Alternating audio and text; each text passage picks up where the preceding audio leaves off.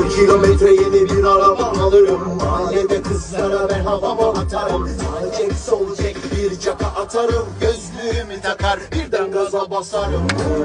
Anam ben anasını satarım. Kız hele Allah'ını seversen otelin lavabosuna bak. Hem de oda lavabosu değil bu arada. Otelin genel AVM lavabosu. Peçeteleri, havlulara katlanışına.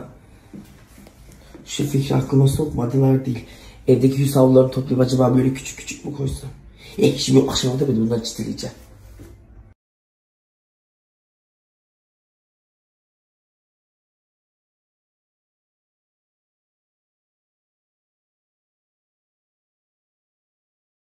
Sigara içilirdi. Buranın geri açıklamaları var. Doğancan bu paylaştığım fotoğrafın çekildiğim şeyin önü yaklaşık